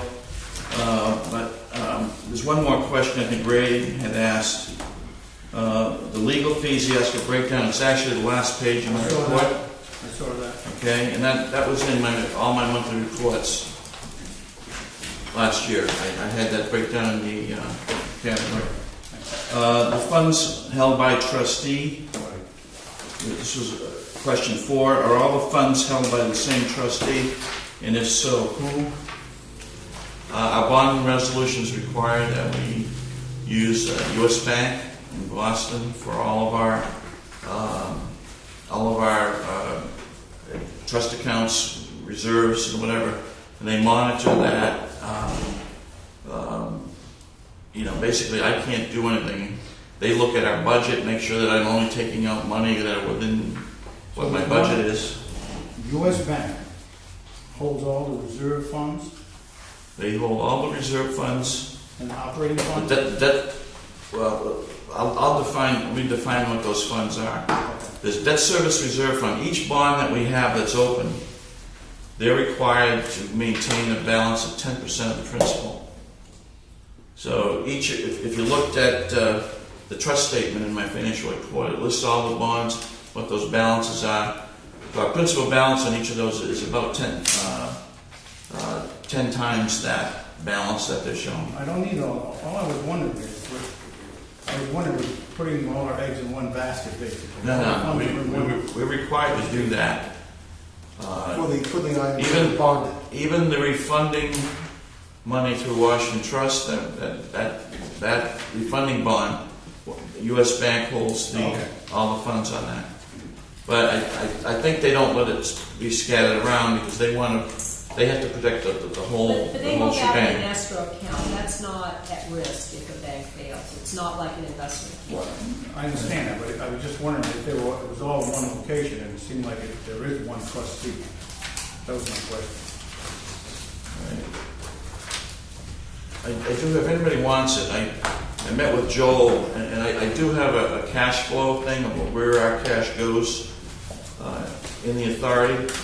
But there are accounts outside those debt service reserves that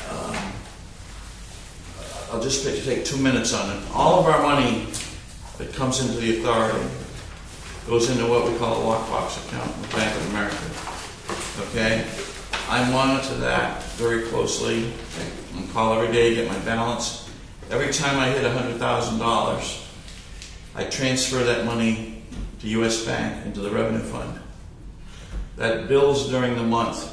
Usually, an average, we do 12 million, so about $1 million a month flows into the revenue fund. At the end of the month, I fund my next month as far as operational costs, debt service. So I take the balance in the revenue fund, I move basically 1/12 of my debt service over to the U.S. Bank, which is our debt service general account.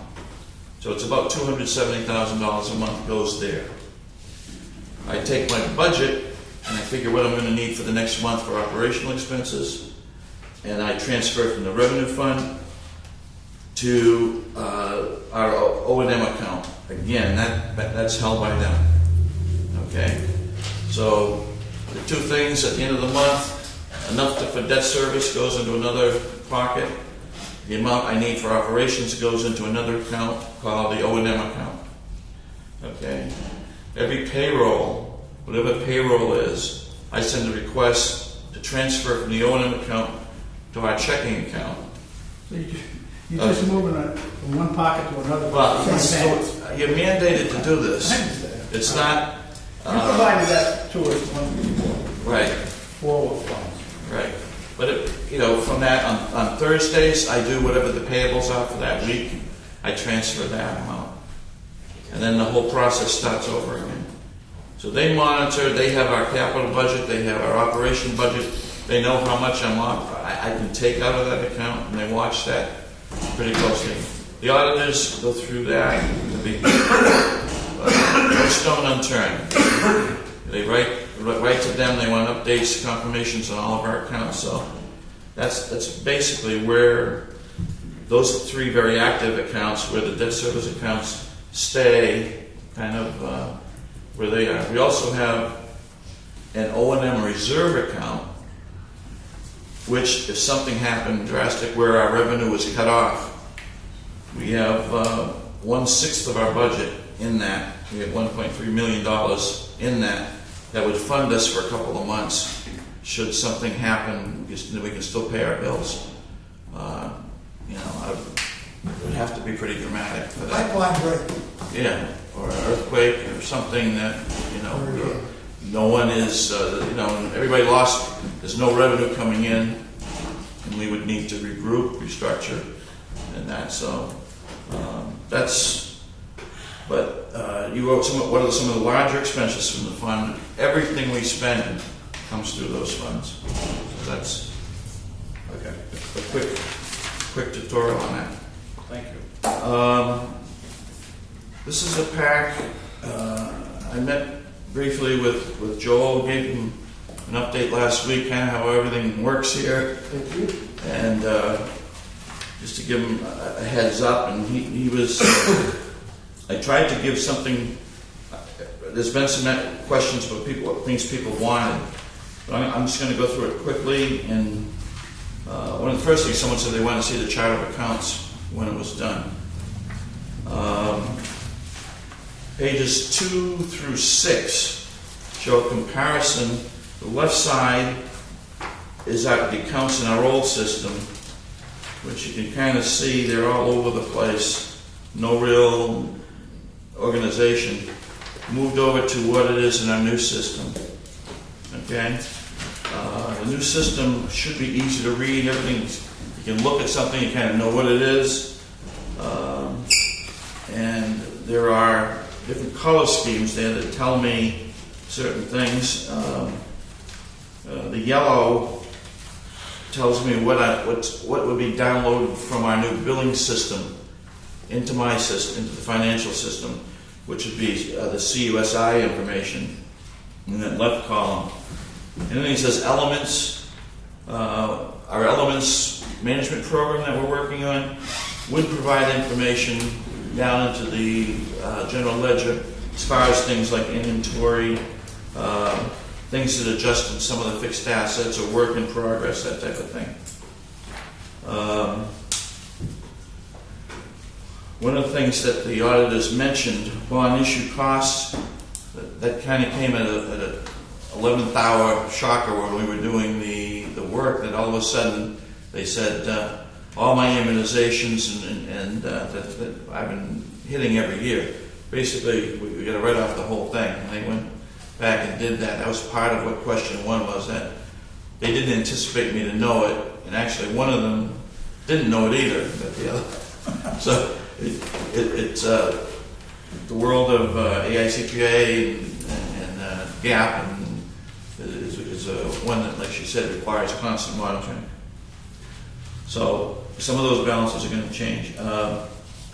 You can go through that, and if there are any questions, you can see in the revenue section on page 4, all yellow, CUSI, all that information will be broken down from the system, basically on a daily basis. At the end of the day, it will increase revenues in all those categories. It'll be like one transaction going into the system. So every day we're going to know where we are during the month versus our old batch system. Because at the end of the month, everything ended, batches came down and were tabulated on when. We have new things shown in the middle of page 4. Interest income for late payments, that's something that's good. Go into effect with the new system. Below that, blue says payroll. That's information that's in the new payroll. We have the hand scanner for hourly people, and that information now, we're working out some kinks in that system, but we should be fully operational in that shortly. That the information is approved by managers, goes right to the payroll service. They download an entry for me right into the system. And much different than it was done before. Page 5, you can see those amortization costs. I've already marked them deleted this year. Those were all written off last year. So that's kind of how the system, the old system, and how the new system is set up. The balance sheet, I ran everything. I didn't have anything worked out as far as summaries. I thought it would be good to everybody see the detail on the first month of this. I talked with Joel. I suggested that we meet with the finance committee and decide on a summarized report of what they want to see. Monthly, maybe detail, I don't know, every 6 months or whatever. But it would be, generally the category headings might be part of it, or certain items within categories you might want to see, like purchase of water and things like that, legal fees. Kind of like the reports I did last year that I threw into Excel and hit the high points of the big expenses type of thing. So I think, you can look at the detailed balance sheet and you can kind of see there's a lot more than that little summary that you usually get. Same thing on the profit and loss, starting on page 11. Basically, it's detailed, everything within the categories. You can kind of see how that shakes out. I had a heck of a time getting the budget into the new systems. And there's a comparison on page 14 that shows basically those totals, but I did get it in. Some of the seasonal adjustments I still have to make, like snow plowing. I have to put that all in the winter and take out. But the major categories, I did that, such as income, purchasing water and that thing. I've done most of the big seasonal adjustments. And some of the fine tuning, a lot of the budget is just the totals and the categories.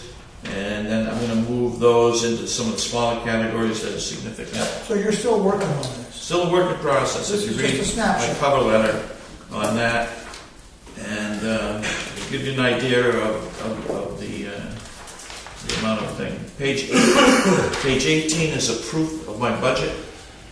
It's basically, it takes all the months together, adds them up, and if you notice, that 12.1 million, that was our budget for income. Then it summarizes down at the bottom where I deduct depreciation and amortization.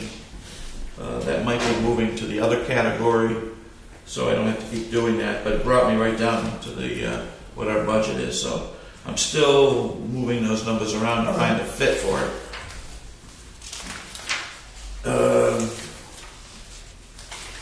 The next section is the dollars bills, the charts. That's the same thing I had last year, but it gives a pretty good balance of what's happened in the last few years with different rate increases. You can see this year I've actually done this for the first quarter, even though the financial is just for March. And under dollars billed for the first quarter, we had a 4%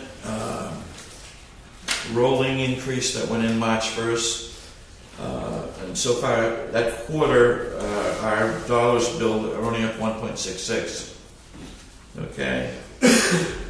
Which is right, based on the fact that if you go to page 22, you can see that our gallons delivered for the first quarter as compared to last year is down 3.7%. Okay. So we still have that conservation issue. Continuing the downward trend. And one thing I wanted to mention, Pam and I, we were talking a little separate. The reports that I give, just to review, are based on the bills that went out for water. Hams are the amount of water that we basically received from Providence for a month, which is indicative, and it looks like that trend's going up. So the bills that I'm showing in the first quarter of gallons, actually the first month would go back to January, February, March. And then, so these numbers are still looking at heavy winter numbers, even though it's March, April, and May. Okay?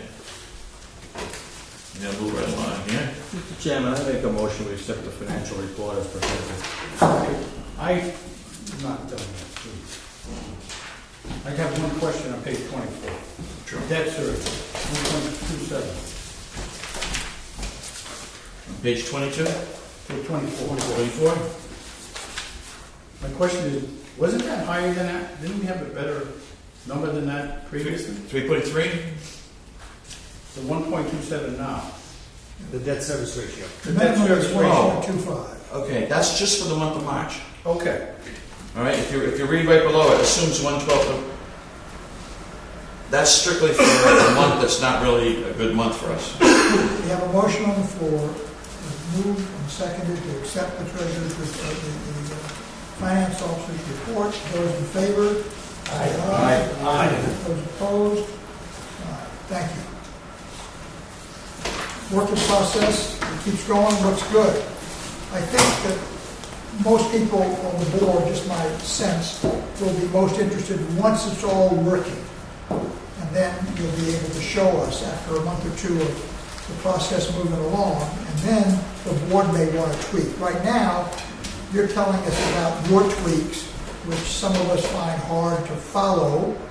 We're not distrusting you, just find hard to follow because you're close to this. Once we are doing the process and we're looking at it, then we may have some tweaks that we want, but that's only after we become accustomed to it. Right. So, And my conversion is the first one that's more towards complete, where the others are staggered. And we had to do it, we couldn't do them all no, at we the same time. understand. And you made the point a long time ago that we're going to vastly simplify things. Instead of a bazillion accounts, it's going to be consolidated because most of these accounts were minuscule. Right. Too fine of a declaration. Anyway, thank you. Okay. The SCADA award, IT installation. We got that, his report covered that, I think, unless there's something to be added. It was attached to my report, Yeah. if anyone has any questions. So we've certainly been doing a lot in the last month, Yes.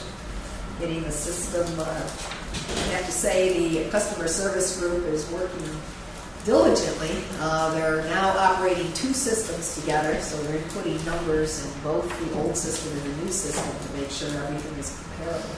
They'll be doing that for at least another month, just to make sure everything works through all the same processes.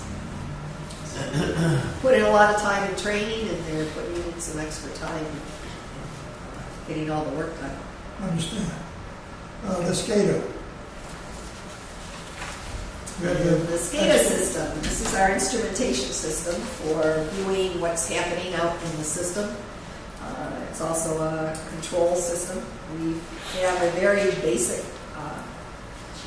instrumentation package here. We're going to be upgrading that and be able to utilize that on our computers in-house so we can be able to look up information as to tank levels and flow rates and pressures in the system. So we've been working on this for quite a while, and we're now at the point where we're looking to purchase hardware for the system.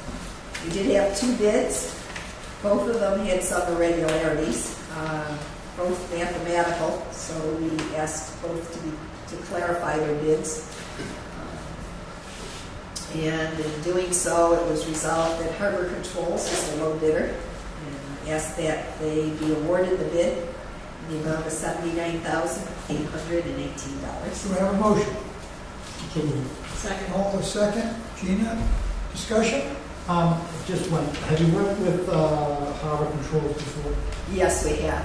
Actually, we did a separate bid for installation. We've been an installer and maintenance contractor for the last 2 years. So, They're excellent. They work throughout the state. okay. Thank you, Mr. Chairman. Ready to vote? And how I'm much, sorry. how much of the system will this take care of? This will take care of all of our tanks and pump stations. And we're looking eventually to expand it into getting pressure readings throughout our system as well.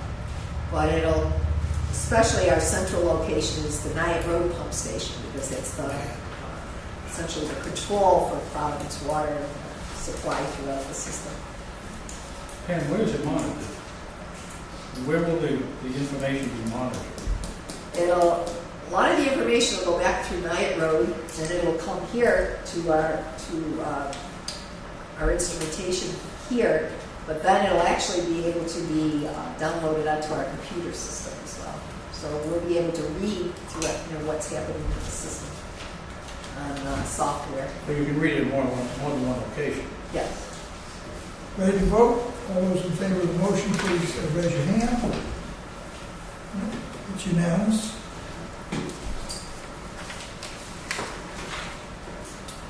A question was asked, professional liability insurance for engineers. There's nothing in here about JK&L on this. Pardon me? JK&L on this from the agenda. Verbal Okay, good.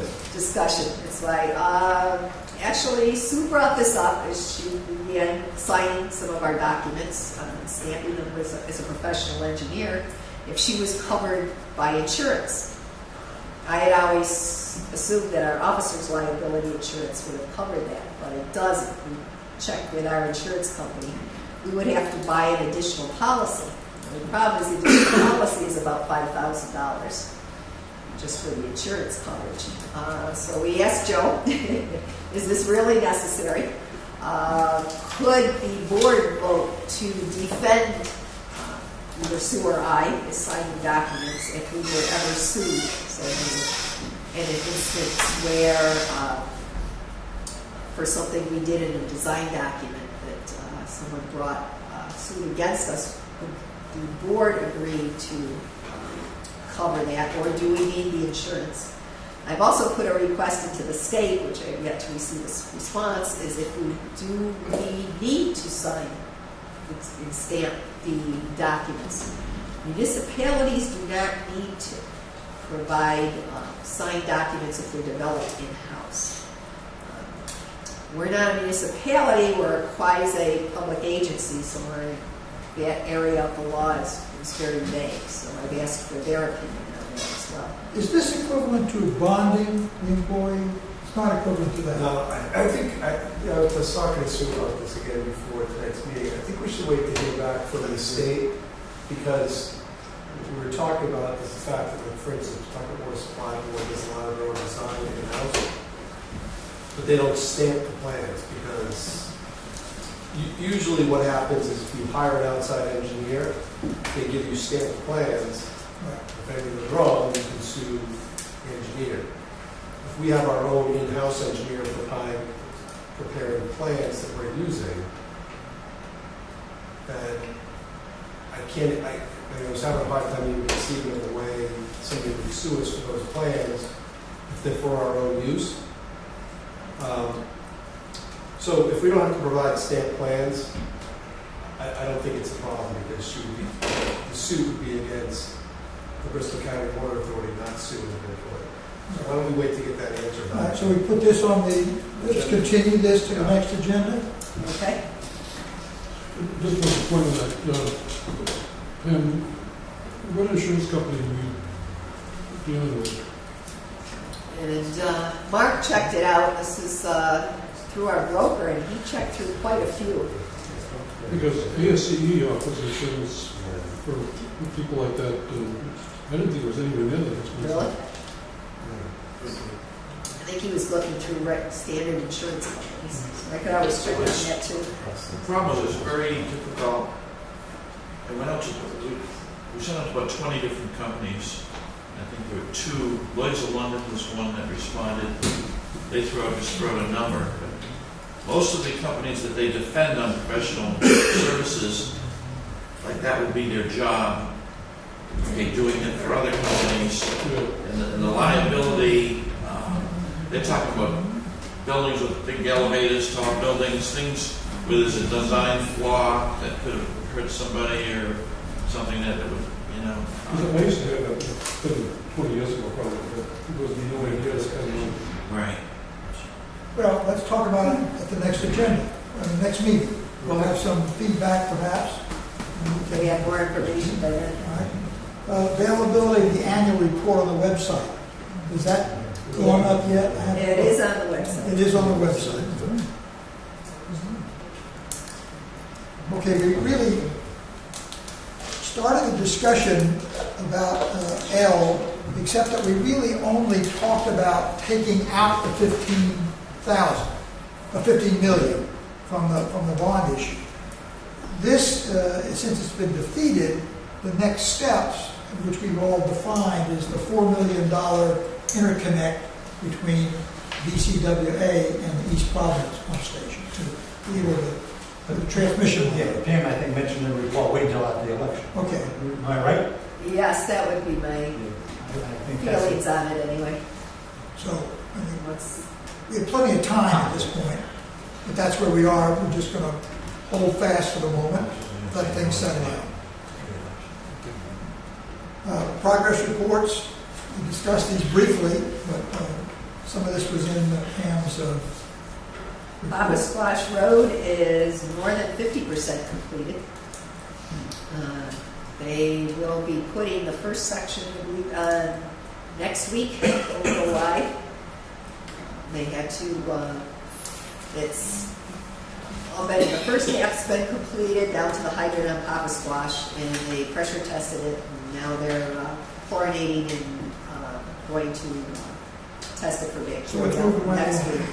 So that section should be live within the next week or two. There's not a lot that's going to be done next week, obviously, because it's 4th of July week. And they're going to be doing a lot of cleanup in the park area. But they are looking for completion towards the 3rd week of July or so.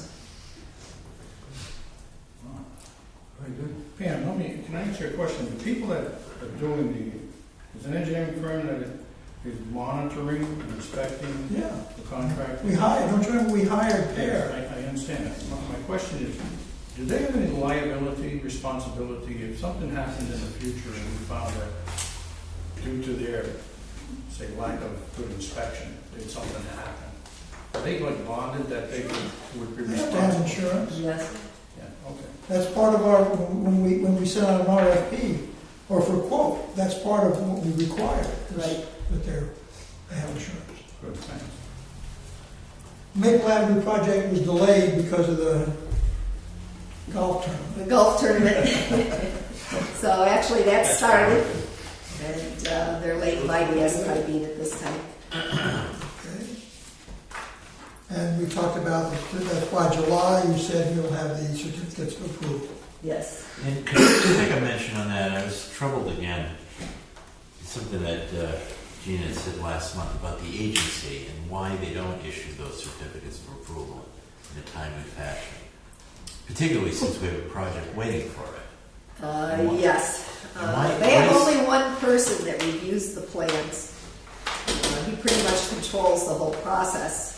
And from what I understand, because the way water systems operate, you don't usually get approvals for funds until the end of our fiscal year. So a number of utilities put in their plans around the same time.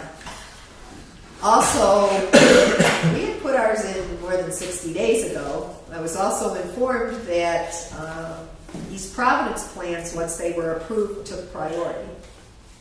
And that they had no option but to put ours on delay. Well, what is it that this guy has to do? Is he actually... We believe he gets a little more involved than is necessary.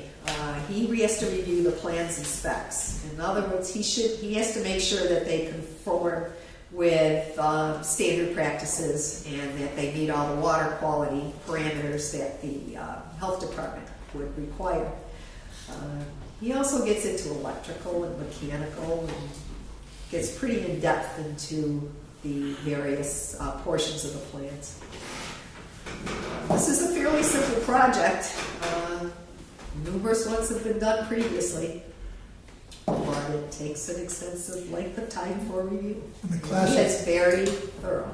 classic problem is a fellow who may be job security or imbued with his own importance. Do you start punching him in the mouth because he's the only one who's going to give you the approval? Right. And why does East Providence take priority? I was not informed. $19 Only million, informed $19 they had million, no choice. and they were behind the 8 ball. Kit, I can assure you that this problem is not specific to this water utility. It's much bigger. Yes. So we pay a lot of money for our services and we don't get. And it forces us to change our whole financing program as well. Problems at the DOH. Okay, Finance Committee report, since they haven't met We yet. have not met. What I would Okay. like to do is have Sid do a doodle to the committee members and ask everyone if you have anything you want us to discuss before the agenda items, so that we can put an agenda together and talk. Good move. Okay, our next meeting is on July 30th, 7/9, Yes. And that is for a bid for the Anawan Dam.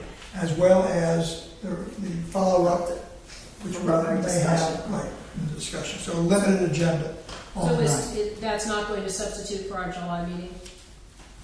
So we're gonna meet again in July? Put it this way, let's see what happens. If it turns out that we can avoid the 30th meeting, we will. But if we can take care of whatever is, pressing, then. You can't do that without posting the agenda, so.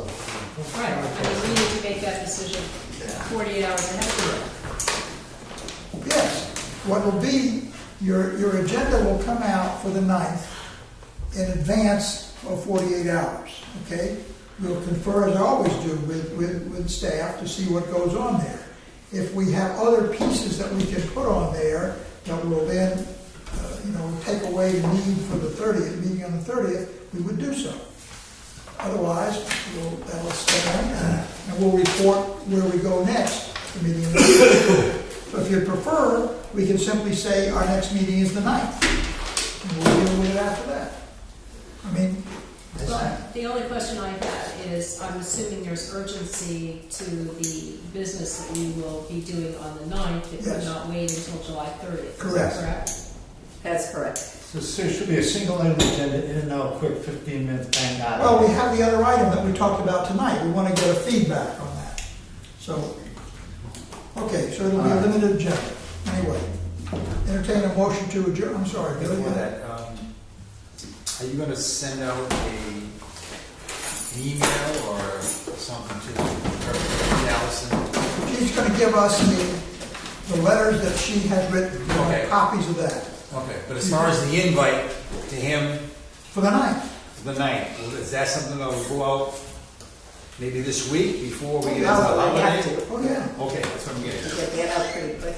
I mean, frankly, if I were sitting in your shoes, Mr. Chairman, I would want to invite the town councils there to hear why Mr. Gallison stood in the way of an alternate source of water for the Bristol County residents. We can certainly invite the town councils. My guess is that some may attend, but this is shown on the website, and I write a report every month and appear at town councils, and my report goes to all the town councils. And I've gotten feedback from members of the other councils that they do read that report. So I think we're going to be covered initially. I think the more people, the better. Yeah, sure, we can invite. Everything we say seems to fall on deaf ears. We can invite everybody. Also, Dan, I was suggesting maybe, is it Ted Hayes or someone that comes up from the paper that should be here at the meeting to. They'll let them know they got a juicy story. No, They'll find out or something. They're looking for the facts. he wrote the article. Maybe they'll find Ray a US. Ellison appears. I think it was Ted Hayes that wrote the We can article. invite him, he doesn't have to come. Sure. Yeah. That's all. Okay. Anybody that wants to listen. That's it. Motion to adjourn? Second, those in favor? Aye. This is a meeting.